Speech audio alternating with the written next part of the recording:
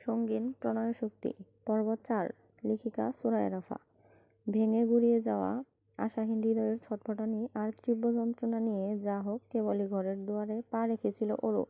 ঠিক তখনই অনাকাঙ্ক্ষিত চড়ের আঘাতে নিঃসন্দ হয়ে আটকে যায় ওর দুটো পা।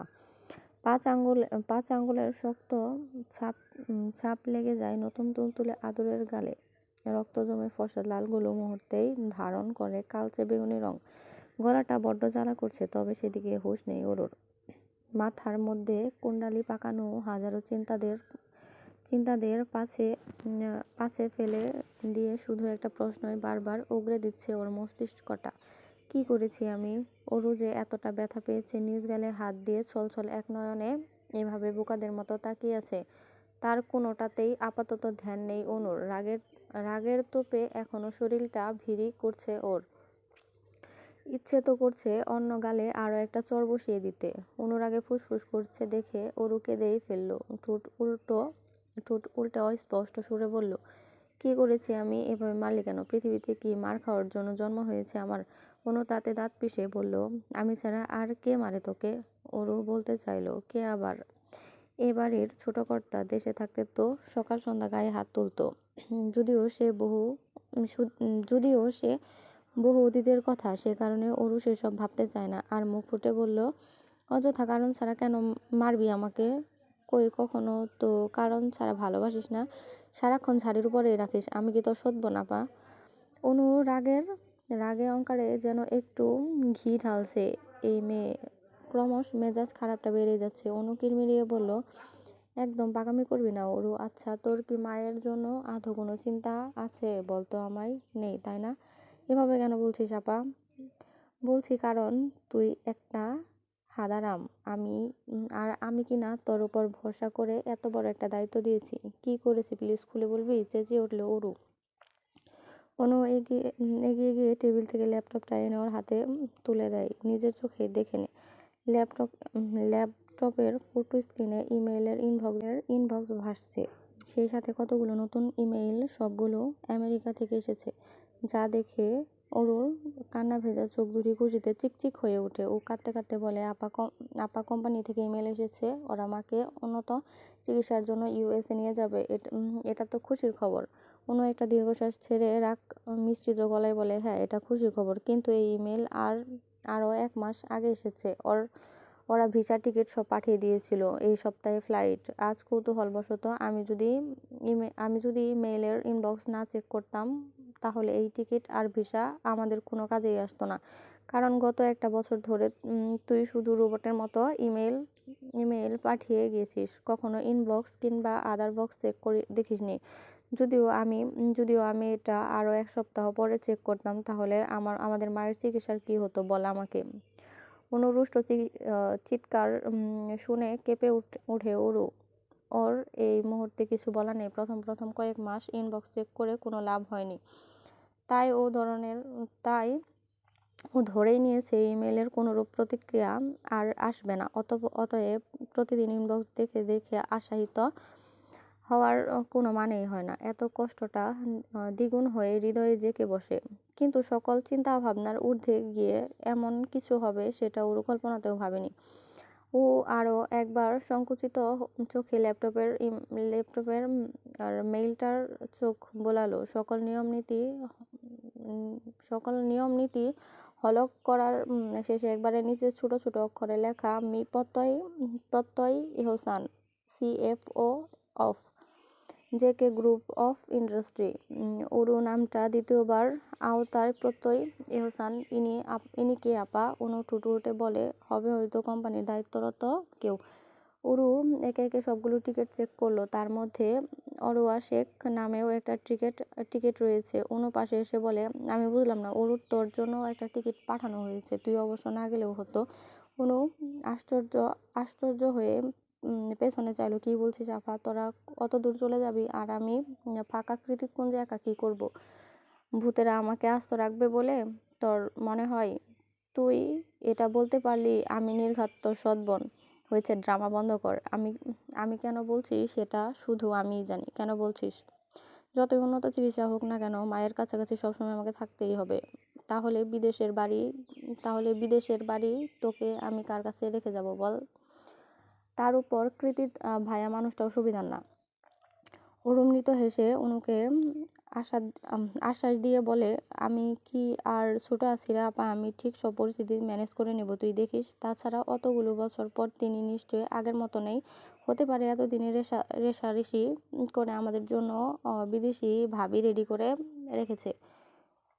অনু অনু অরুকে জড়িয়ে ধরে ওর গালে আলতো চুমু খেয়ে বলে, সরি সোনা, জানিস আমার অনেক খুশি লেগেছিল যখন ভাবলাম এই মেল 1 সপ্তাহ পর পেলে আমাদের টিকিট ক্যান্সেল হয়ে যাবে, আমাদের মাকে আরও ভুগতে হতো। ওর মুখ কালো করে মাথা নইলে বলে, তুই না আপা, আমিও সরি, আমি তো খামখেয়ালি করে কিছুই চেক করতাম না, আমাকে ক্ষমা করে দে প্লিজ। হ্যাঁ দেবো, তবে একটা শর্ত আছে।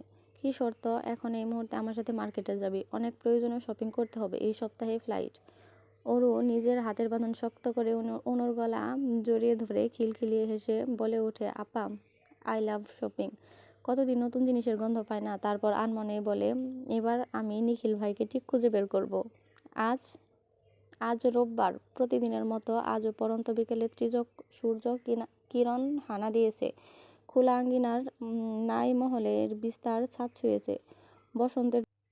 বসন্তের দক্ষিণা বাতাসে পতপত করে উড়ছে রশিতে শুকাতে দেওয়া সারি সারি জামা কাপড়, সেগুলোই নিতে এসেছে ওরু। তবে ছাদে পা রাখতেই মনটা কেমন উদাসীন হয়ে গেল ওর। পায়ে পায়ে এগিয়ে গিয়ে বসে পড়ল শ্যাওলা পড়া চ্যাপ্টা রেলিংয়ের উপর। বসার দারুণ হাঁটু অবধি খোলা চুলগুলো ধুলো ময়লা জমা মেঝেতে পড়ে গেল। গুলুলি বেলায় মেঘ ভেজা বাতাসে তালে তালে তালে হাঁপাচ্ছে। একটা চাপা নিঃশ্বাস বেরিয়ে এলো ওর বুক চিরে। আজমেরি শেখকে ইতিমধ্যে এমার্জেন্সি ফ্লাইটে তুলে দিয়ে ওরা 2 বোন, ওদের ফ্লাইট রাতে। আর কয়েক মুহূর্ত মাত্র, তারপর এই মহল বাগানি বিলাস ঘেরা বিলাস বাড়ির পেছনে সুপারি বাগান, সামনে বিশাল গেট, সব কিছু মানবশূন্য হয়ে পড়বে। প্রিয় ক্যাম্পাস, প্রিয় বান্ধবী আমার, আর সবচেয়ে প্রিয় নিখিল ভাই, সবাইকে ছেড়ে বহুদূরে পাড়ি জমাবে অরু। অচেনা দেশে সব অচেনা মানুষের ভিড়ে সাদামাটা বাঙালি অরুর জন্য কি অপেক্ষা করছে কে জানে। কেবল ভরসা একটাই, মায়ের সুস্থতা আর মনগহীনে এক অদম্য ইচ্ছা নিখিল ভাইকে খুঁজে বের করা। অরু জানে কাজটা এতটাও সহজ নয়, তবেও চেষ্টা করবে। পৃথিবীটা তো গোলাকার, তার উপর একই দেশ থাকবে ওরা। ইন্টারনেটের যুগে অতটাও কষ্টকর হবে না ব্যাপারটাও। ভাবতেই বিষণ্ণ মুখে এক চিলটে হাসি ফুটে উঠল অরুর। আমি আসছি নিখিল ভাই, ঠিক খুঁজে বের করে নেব আপনাকে। অরুর দিবাস্বপ্নতে টান পড়ে নিচে থেকে অনুর বাজ খায় আওয়াজে। কিরে অরু, হাওয়া হয়ে গেলি নাকি? নিচে নাম, নয়তো আমি ব্যাগ গুছিয়ে এয়ারপোর্ট চললাম। Time flight, yes it is. এই যেমন 24 ঘন্টা আগে অরু পুরান ঢাকায় নামকরা বাড়ির কৃতিকুঞ্জের ছাদে কোণে দাঁড়িয়ে ঝিমঝিম হাওয়া খাচ্ছিল, আর এখন এই মুহূর্তে মোটা পশমি লেদার জ্যাকেট পরেও শু বাতাসে থরথর করে শীতে কাঁপছে। এয়ারপোর্ট থেকে গাড়িতে উঠে কাঁপাকাঁপি একটুও কমছে না 2 বোনের। তবে লম্বা জার্নিতে বড্ড কাহিল হয়ে গিয়েছে শরীরটা। অনুর চেয়েও অরুর অবস্থা বেগতিক, কারণ পুরো ফ্লাইটে কিচ্ছু খেতে পারেনি ও। অরু যে মারাত্মক রকমের ফ্লাইট ফোরিয়া আছে, সেটা এই প্রথমবার জানলো অনু। ভাগ্যিস কোম্পানি থেকে গাড়ি পাঠিয়ে ওদেরকে পিক করা হয়েছে, নয়তো এই অচেনা শহরে অরুকে নিয়ে নির্ঘাত বিপদে পড়তে হতো অনুর। অরুকে নিয়ে দুশ্চিন্তা করলেও অরুর মনে অন্য কিছু চলছিল। ও ভাবছে তিথি আর নীলিমার কথা। সেদিন অযাচিত কিছু কথা মুখ ফুটে বলে দেওয়ার পর মুখোমুখি হয়নি ওদের। নিজের আত্মা নিজেই ওকে আটকে রেখেছিল। যাদের সামনে সবসময় নিজেকে নির্ভীক ব্যক্তিত্বটা ধারণ করে এসেছে, সবসময় তারাই কিনা ওকে নিচু চোখে দেখবে। এসব ভাবতেই লজ্জায় চোখ মুখ বুজে আসে অরুর। যেই ধরে এত দূর চলে এসেছে, তবুও নিজের বান্ধবীদের একটা বারও জানায়নি পর্যন্ত, বরং অরুর মনে হচ্ছিল দেশ ছেড়ে চলে গেলে ভালো হবে, তিথি আর নীলিমার মুখোমুখি হতে হবে না, আর ও বেঁচে যাবে। সান ফ্রান্সিসকোর শহরে পরিবেশ ছড়িয়ে আরও প্রায় ঘন্টাখানেক গাড়ি চলল। নির্জন হাইওয়ে রাস্তার মাঝে মাঝেই দু একটা প্রাইভেট কারও ছাড়া আর কিছুই চোখে পড়ল না। ওদের কিছু দূর পরপর রাস্তার কোলে ঘেঁষে দু একটা ওয়ালমার্ট আর ম্যাকডোনাল্ড এর ক্যাফেটেরিয়া দেখা গেল, তবে সেগুলোও জনমানবশূন্য। এছাড়া রাস্তার দুপাশে যা চোখে পড়ে তা হলো উঁচু নিচু পাহাড় আর সরাসরি উইন্ডমিল। তবে চারিদিকের পরিবেশে প্রাণ জুড়িয়ে দেওয়ার মতোই সুন্দর। আঁকাবাঁকা পাহাড়ি রাস্তাগুলো পরিষ্কার তকতকে দেখে মনে হচ্ছে আজই পিচ ঢালা হয়েছে এতে। অথচ বাংলাদেশ হলে মানুষের গিজগিজ আর ময়লা আবর্জনায় রাস্তা মুখ থানা পর্যন্ত দেখার উপায় নেই। যেতে যেতেই অরুর বোধ করলো এদেশের মানুষরা যতটা শৌখিন ঠিক ততটাই পরিশ্রমী। আসলে এখানে অরুর কোনো দোষ নেই। প্রথম পরিচিতিতেই মানুষের ভালো দিকগুলোই বেশি নজরে পড়ে। অপেক্ষার অবসান ঘটিয়ে একটা ছোটমোটো ডুপ্লেক্স বাড়ির সামনে গিয়ে থামলো গাড়িটা। এতক্ষণে সবকিছু ঠিকঠাক লাগলেও হুট করে নার্ভাস লাগতে শুরু করেছে অরুর। বাম হাত পাগুলো যেন অবশ হয়ে এসেছে, সেই সাথে বমিও ভাব। মনে হচ্ছে কিছু একটা গলায় আটকে আছে। কিছুক্ষণ বাড়িটার দিকে তাকিয়ে কাটিয়ে দিল ও। ততক্ষণে অনু নেমে ওপাশ থেকে বারবার তাড়া দিচ্ছে। কি হলো নাম, তোকে রেখে আমি হসপিটালে যাব, ইমার্জেন্সি কল এসেছে। গাড়ির সাইড প্রভু কাজ গলিয়ে সে কথা অরুর কানে গেল না। ও আস্তে আস্তে সময় নিয়ে নামলো। বাইরে প্রচণ্ড বাতাস আর গুড়ি গুড়ি বৃষ্টিতে ঠান্ডায় জমে যাওয়ার উপক্রম।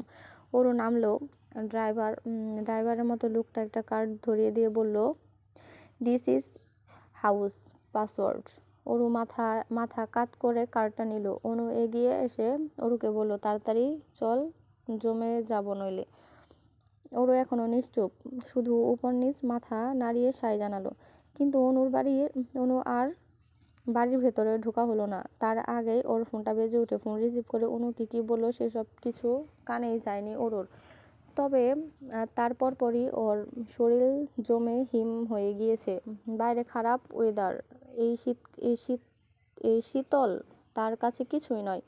কারণ এবার ওর শরীর নয়, বরং কলিজা জমে গেছে। একটু আগেই ফোনে কথা শেষ করে অনু এসে জানান, আমাকে এক্ষুনি হসপিটালে যেতে হবে অরু, অনেক ফর্মালিটিস বাকি, আর সব কাগজপত্র আমার ব্যাগে। এগুলো না পূরণ করলে ওরা আমার মাকে হসপিটালে ভর্তি করতে পারবো না। মায়ের শরীরটাও খারাপ হয়ে যাচ্ছে। তুই পাসওয়ার্ড দিয়ে দরজা খুলে ভিতরে গিয়ে বিশ্রাম কর, আমি যত তাড়াতাড়ি সম্ভব চলে আসবো। অরু চমকায়, হকচকিয়ে বলে, না আমি একা ভেতরে যেতে পারবো না। যদি কেউ থাকে তার চেয়েও বরং আমি তোর সাথেই যাব। পাগলামি করিস না অরু, বাইরের অবস্থা দেখেছিস? আমি শিওর রাত হলে ঝড় আসবে। তাছাড়া তুই বলেছিস আমার কথা শুনবি। অরু ঠোঁট উল্টে কাঁদো হয়ে বলল, আমার ভয় করছে আপা। যদিও ভেতরে কেউ নেই, আমি যতদূর জানি কেউ বাড়িতে নেই, নয়তো ড্রাইভার পাসওয়ার্ড দিত না। আর যদিও থেকেও থাকে, তুই তাহলে পরিচয় দিবি। কোনো বোকামি করিস না, কেমন? অরু ঘাড় কাত করে সায় জানালো। অনু পুনরায় গাড়িতে উঠে পড়ে। যেতে যেতে বলে, সাবধানে থাকবি, প্রয়োজন হলে ফোন করবি। কিভাবে ফোন করবো? আমার কাছে তো সিম কার্ডই নেই। মাথা নিচু করে বিড়বিড়ে কথাটা বলল অরু। অচেনা দেশ, অচেনা শহর, অচেনা একটা বাড়ি। এখন আপাও চলে গেল। এর চেয়েও অসহায় বোধ এই 18 বছরের জীবনে আর কোনোদিনও লাগেনি অরুর। চারিদিকের অবস্থা বেগনিক। আকাশটা কালো মেঘে ঢেকে গুটগুটে অন্ধকার হয়ে আছে। এখানে আর দাঁড়িয়ে থাকার উপায় নেই। তাই তো দূর বুকে ফেন্স গেটটা খুলে ফ্রন্ট ইয়ার্ড থেকে পা টিপে সদর দরজার সামনে গিয়ে দাঁড়ায় অরু। তারপর কার্ডে টুকে দেওয়া পাসওয়ার্ড দিয়ে দরজা খোলে। ও আশ্চর্য হলেও সত্যি পাসওয়ার্ডটা ছিল খুবই কঠিন। কে এত বুদ্ধি খাটিয়ে কৌশলী পাসওয়ার্ড সেট করেছে, এটা আপাতত ভাবছে অরু। তবে ওর ভাবনা বেশিক্ষণ স্থায়ী হলো না। তার আগেই সদর দরজা খুলে গেল। ভেতরে প্রবেশ করে চারদিকে একবার ভালো করে চোখ বুলিয়ে নিল অরু। কেউ নেই বাড়িতে। লোকালয় ছাড়িয়ে অনেকটা নির্জন পরিবেশে ছোট একটা ডুপ্লেক্স বাড়ি। নিচতলায় পুরোটা জুড়ে বিশাল হলরুম। তার একপাশে আধুনিক ধাঁচের কিচেন কাউন্টার। কাউন্টারের সামনে সেট করা হলো বাস্টস্টুড কিচেন। আর হলেই মাঝের কোনো দেয়াল নেই, বরং কিচেন কাউন্টার। সামনের এলাকায় সামনে গোলাকার ডাইনিং হলে রুমের ঠিক অন্য মাথায় কিছু আধুনিক কারুকাজ করা নরম সোফায় আর ডিভানের উপর এবড়ো থেবড়ো হয়ে পড়ে আছে একটা কুমড়ো সাইজের কালো রঙের হেলমেট। তার সামনে বিশাল মনিটর। টিভি হবে হয়তো, কিন্তু এত বড় টিভি কে দেখে ভাই? ভুরু জোড়া কুঁচকে গেল অরুর। সামনের দিকে ভালো করে পর্যবেক্ষণ করে পেছনে চাইল ও। দেখলো দক্ষিণ দিকের দেয়ালটা পুরোটাই কাচের। অরু ঠোঁট উল্টে মিনমিনিয়ে বলল, বোরিং, প্রয়োজনের বাইরে কোনো জিনিসই নয়। এত সুন্দর বাড়িটা আমার হলে আমি মন ভরে সাজাতাম। আপাতত আর কিছুই দেখার ইচ্ছে নেই ওর। শরীরটা বড্ড ক্লান্ত। বাড়িতে কেউ নেই ব্যাপারটা বুঝে উঠতেই কাচুমাচু ভাবটাই কমে গিয়েছে। ঝরঝরের দ্বিগুণ ক্লান্তি নেমে এসেছে শরীর জোরে। কাচের চকচকে সিঁড়ি বেয়ে উপরে উঠে কোনো মতে ভারী জামা কাপড় পাল্টে প্লাজো আর টি শার্ট গায়ে চড়িয়ে শরীরটাকে ছেড়ে দিল নরম বিছানা আর কমফোর্টারের ভাঁজে। অরু সুন্দর ভেলভেটের নাই নরম বিছানার মধ্যে থেকেই নড়েচড়ে উঠল খুব কাতরে। অরু, অনেক দূর থেকে আপনার আওয়াজ ভেসে আসছে। মনে হয় সকাল হয়েছে, তাই তো প্রতিদিনের মতো এত ডাকাডাকি। কিন্তু আজ ঘুমটা বড্ড ভারী লাগছে, চোখ খোলাই যাচ্ছে না। এত নরম কেন লাগছে বিছানাটা? মনে হচ্ছে শরীরটা টানছে নিজের দিকে। অনু আবারও ডাকে শব্দ করে, অরু ওঠ। ঘুমের মাঝেই অরু বলে ওঠে, ঘুমাতে দে না আপা, এই বিছানাটা অনেক নরম, আর এই কুশনের এর গন্ধটা চন্দন কাঠের মতো। এই বলে কুনসে নাক ডুবিয়ে আবার লম্বা শ্বাস টানে অরু। এদিকে অরুর কাণ্ডে অনু লজ্জায় যায় অবস্থা। চোখ খিচে অস্পষ্ট সুরে বলল, উঠ অরু, উঠ। এটা তোর রুম নয়। আর না, তুই বাংলাদেশে আছিস। আমরা আজ সন্ধ্যায় আমেরিকা এসেছি, ভুলে গেছিস? আর এই মুহূর্তে তুই অন্য কারো বিছানায় ঘুমিয়ে আছিস। অরুর শেষ কথাটা একেবারেই ছক্কা লাগার মতো অরু মস্তিষ্কে গিয়ে লাগলো। সঙ্গে সঙ্গেই ধরফরিয়ে উঠে বসলো অরু। মুখের কোণে জমে যাওয়া লালাটুকু মুছে শুষ্ক ঢুক গিলে হাঁপাতে হাঁপাতে বলল, কি বলছিস আপা? আর কার রুমে আমি? অনু আর চোখে দরজার দিকে দেখল। অরু ওর দৃষ্টি অনুসরণ করে সেদিকেই চাইল।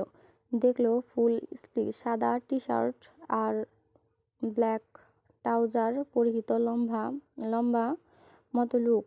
অরু এক পলকেই এই সুদর্শ পরিচিত মুখটা ধরতে পেরেছে। এটা অন্য কেউ নয়, স্বয়ং জায়ান কৃতিক চৌধুরী। আর মাথাটা ভো ভো করে ঘুরছে। কি করেছে ও এটা? কার বিছানায় এতক্ষণ ঘুমিয়ে পড়েছে? এই মুহূর্তে দরজার বাইরে থেকে ওর দিকেই অনুভূতিহীন দৃষ্টিতে তাকিয়ে আছে লোকটা। শীতল চাউনি, কিন্তু বরফ কেটে ফেলার মতো ধারালো তার তীক্ষ্ণতা চোখ দুটোতে। কি আছে ওই চোখে? রাগ, বিরক্তি, কৌতূহল, নাকি অন্য কিছু? ধরতে পারল না অরু। পাশে শুধু আস্তে করে ভয়ের তো ঢোক গিলল। তাড়াতাড়ি চল, আমাদের রুম অন্য পাশে। অনু তাড়া দিতেই অরু তড়িঘড়ি করে উঠে অনুর পেছন পেছন চলে যায়। যাওয়ার সময় খুব সতর্কে আরো একবার পেছনে তাকায়। পেছনে তাকাতেই হুট করে চোখাচোখি হয়ে যায় এই রহস্যের ঘেরা চোখ দুটোর সাথে। সঙ্গে সঙ্গে হৃদয়টা কেঁপে ওঠে ওর। করিডোরের মাঝ বরাবর পকেটে হাত গুজে দাঁড়িয়ে এখনো একইভাবে তাকিয়ে আছে কৃতিক। অরু আর তাকানোর সাহস পেল না। দাঁত দিয়ে নখ কামড়াতে দ্রুত অনঘরে ঢুকে পড়ল ও। ওরা চলে গেলে কৃতিক ও নিজের রুমে পা বাড়ায়। রুমে ঢুকতেই ফ্লোরে পড়ে থাকা মেয়েদের কাপড় চোপড়ে পা আটকে যায় ওর। সেগুলো এক প্রকার ইগনোর করেই বিছানায় গা এলিয়ে দিল ও। কুশনটা এখনো অরুর লালায় ভিজে আছে। তার ঠিক পাশেই সুতোর মতো আটকে আছে একটা লম্বা চুল। কৃতির চুলটা হাতে তুলে ধরে। স্বাভাবিকের চেয়েও বেশ লম্বা চুলটা। খানিকক্ষণ ওটাকে উল্টে পাল্টে নিয়ে ভ্রুকুঞ্চিত করে কৃতিত বলল, এত বড় কবে হয়ে গেল? সঙ্গীন প্রণয় শক্তি পর্ব 4। পড়ার সময় হয়তো বা অনেক বেশি ভুল হয়েছে, সবাই ক্ষমার দৃষ্টিতে দেখবেন। পরবর্তীতে আবার খুব তাড়াতাড়ি দেখা হবে ইনশাআল্লাহ। আল্লাহ হাফেজ।